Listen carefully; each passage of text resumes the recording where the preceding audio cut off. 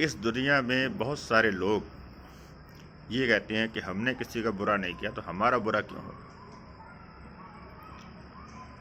वो ये मानकर चलते हैं इस जीवन में अच्छा बुरा जो भी होता है वो इस जन्म के कर्मों का ही फल है, लेकिन वो कर्म फल को सही से नहीं समझते।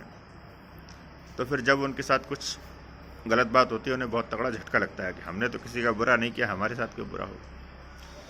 तो कर्म फल को बहुत सही से समझने की ज़रूरत है।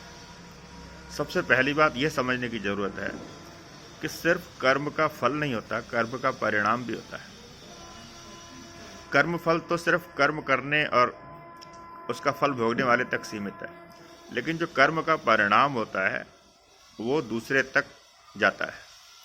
उदाहरण के लिए चोर ने चोरी की, तो चोर ने जो कर्म किया चोरी का, ठीक है उसे कभी चोरी का फल मिलेगा, वो अलग बात है। लेकिन चोर ने जो चोरी की उसके कर्म का परिणाम उसको भोगना पड़ेगा जिसके घर में चोरी हुई।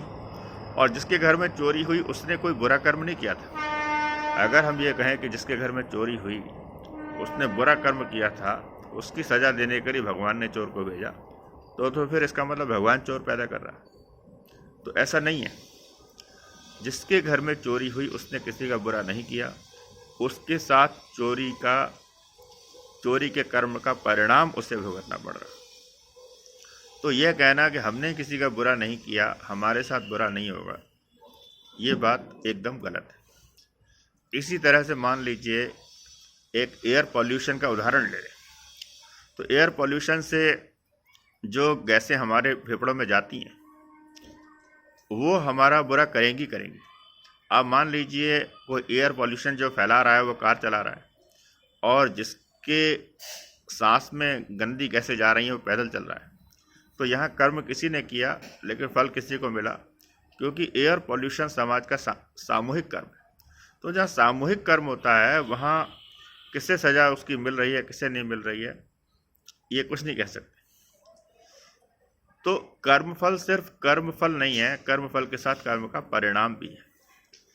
और दूसरी बात, अगर कर्मफल को जो मानते हैं उन्हें यह भी मानना चाहिए कि कर्मफल का जो सिद्धांत है वो सिर्फ एक जन्म तक सीमित नहीं होता। इस जन्म में जो घटनाएं घटती हैं उसे प्रारब्ध कहा जाता है, और जो प्रारब्ध होता है वो पूर्व जन्म के कर्मों पर आधारित होता है। वो इस जन्म के कर्मों से उसका कोई खास लेना देना नहीं होता। हाँ, वो बात ठीक है, इस जन्म के कर्मों का भी मनुष्य के जीवन पर बहुत बड़ा असर पड़ता है, हर कर्म का असर पड़ता है। लेकिन यह मान लेना कि मैं इस जन्म में अच्छा कर रहा हूँ तो मेरे साथ अच्छा ही अच्छा होगा, ये कोई समझदारी की बात नहीं है। उदाहरण के लिए अगर कोई व्यक्ति किसी के ऊपर हमला करता है, किसी के ऊपर अटैक करता है, तो वो गलत कर्म की शुरुआत कर रहा है। उसे ठीक है, उसे आगे चल के फल मिलेगा, लेकिन वो जिसके ऊपर अटैक कर रहा है, जिसका बुरा कर रहा है, उसको तो परिणाम उसका भुगतना पड़ रहा है। तो आप कितने भी अच्छे हैं तब भी आपके साथ गलत हो सकता है, यह मानकर चलना चाहिए। और कर्मफल को अगर मानना है तो ये भी मानना चाहिए कि फिर कर्मफल तो कई जन्मों का चक्कर है। वो किसी एक को ये नहीं कह सकता कि मैं इस जन्म में बड़ा अच्छा हूँ तो पिछले जन्म में अच्छा ही था, या 20 जन्म पहले अच्छा ही था, क्योंकि क्या पता फिर कोई जो हमारे साथ घटनाएं हैं वो कौन से जन्म का परिणाम है।